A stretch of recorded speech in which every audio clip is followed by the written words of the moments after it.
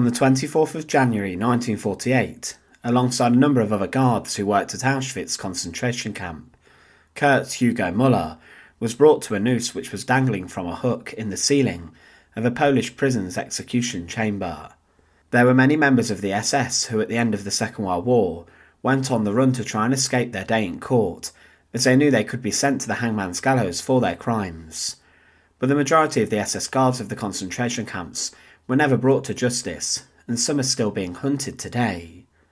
However, Hugo Muller was one of those who did face justice for his actions, and he was known for setting his dog on prisoners and also torturing and brutalising inmates in one of the darkest places of Auschwitz, Block 11.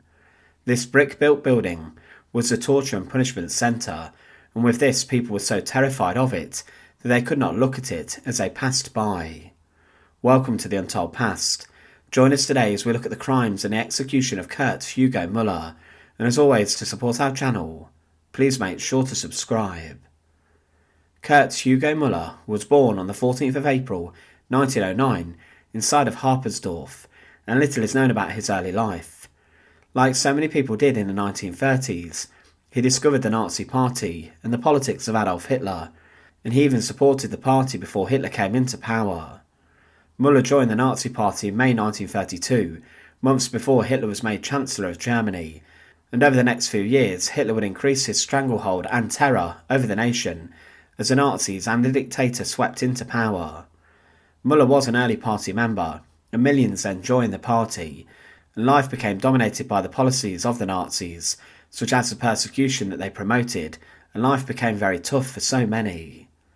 But rather than joining the SS of his own volition and will, on the 15th of October 1940, Muller was conscripted into Heinrich Himmler's paramilitary group, the SS.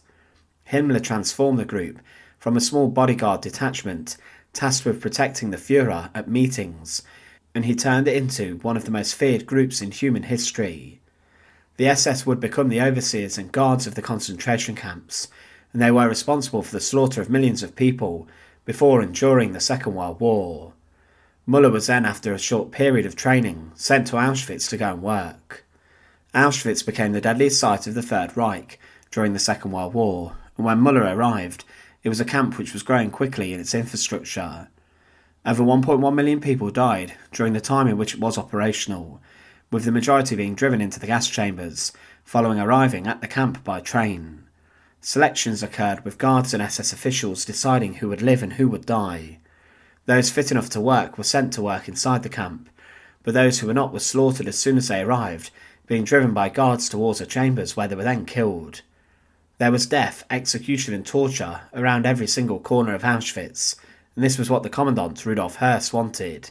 He expanded the site to a huge extent and introduced different blocks, including Block 11, which became known as the Death Block or the Punishment Centre. This was a brick-built building found within the confines of Auschwitz I, the main administrative complex of the camp, and found next to this building was the Death Wall. This was a firing range where many prisoners and victims were led up to the concrete structure. They were then shot by a sole SS executioner or by a firing squad. Inside of Block 11, there were many different torture rooms, which were used to host interrogations inside of them. Prisoners held inside of Block 11 were subjected to extreme torture, and different methods were used to extract information regarding things such as resistance which was occurring inside Auschwitz. Some of the lesser tortures occurred inside of Block 11, were medieval inspired, such as the manacles, and torturers could go further, ripping out fingernails and smashing prisoners with different objects. And one of the most ruthless torture methods used in Block 11 was invented by SS officer Wilhelm Boger, who became known as the Tiger of Auschwitz, and the Boger swing, as it was known, was used in Block 11, and this forced a prisoner to be chained to an iron bar, which was then swung side to side, and the SS guards battered the victim with different weapons. Block 11 also became notorious, as it was the first place where the Commandant of Auschwitz and his guards made attempts to exterminate and kill people using the gas which would take the lives of millions.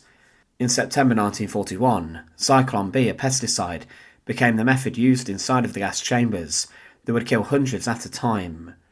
Block 11 was used to try with the killing, and Rudolf Höss, the Commandant of Auschwitz, personally watched this, and he saw the experiment, which was performed upon Russian prisoners of war who were locked inside the basement. However, this room did not allow much air to flow out after the gassings, and there was not much ventilation, and the crematoria was also rather far away, meaning that Rudolf Höss, the commandant, thought using Block 11 to execute thousands was not efficient enough for him, and he then made his own gas chambers. Lots of the inmates who found themselves imprisoned inside of Block 11 were those who were suspected by guards to have been involved in the resistance elements in the camp. This led to them being tortured and interrogated by different brutal guards, and some inmates were scarred physically and mentally by their ordeals. Inside of Block 11 and Auschwitz were the standing cells, or the Sperrbunker as they were known, and these small oubliette-style dungeons were tiny, and a prisoner only had enough room to stand up. They were locked in these cells and positions for days on end, and they could not sit or crouch, and often some prisoners were locked in these small dungeons along with others. There was a 2-inch opening for air in these cells, and one prisoner who gave information at the Auschwitz trial informed the courtroom how he was locked in the standing cells of Block 11 for 6 weeks, and he was just fed 3 small meals. He claimed that a prisoner was treated so badly that he ate his shoes in the cells out of desperation, and the successor of Rudolf Höss, the new commandant, Arthur Henschel, was so appalled by these cells that he ordered their removal. But inside Block 11 was where Kurt Hugo Muller worked, and his role was a Block Führer, and he served inside one of the toughest parts of the site, and he was known for being a brutal guard inside the brick building. Muller was known for abusing and battering Soviet prisoners and prisoners of war, and he even encouraged his dog to savage the inmates and attack them. This animal even caused so severe injuries that prisoners died, and Muller was also known for beating prisoners with his bare hands, and also with weapons, and he was witnessed kicking people unconscious. He reported prisoners for tiny infringements of the camp's rules, and these victims were then sent to the standing cells of Block 11, and many were flogged in public, some by Muller himself, and by his fellow SS guards, in front of huge crowds during morning roll call. Muller was also known to have took part in the executions near to Block 11. Next to the building as mentioned was the death wall, where thousands of prisoners were taken to, and they were then executed by either a sole executioner or by a firing squad that had been gathered to take their lives in slaughter.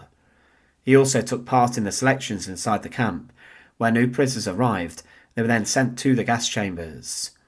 He was known as a very serious and severe guard, and at the end of the Second World War he was captured, and he was then turned over to the Polish and Supreme National Tribunal, who brought him as a defendant for part of the Auschwitz trials. This was an attempt to try a number of guards who worked at the site, and Kurt Hugo Muller was accused of crimes against humanity. He was then sentenced to death after many witnesses came forward and testified about his actions inside of Birkenau, and he was then sent to Montelupich prison to await his execution. Pleas for clemency were rejected, and on the 24th of January 1948, Muller was informed, along with other condemned guards, that he was about to be executed. Inside of the prison was a large execution chamber, and inside of this there were many meat hooks which were found in the ceiling, and from these hooks there was a noose which had been secured with the purpose of executing the former guards of Auschwitz.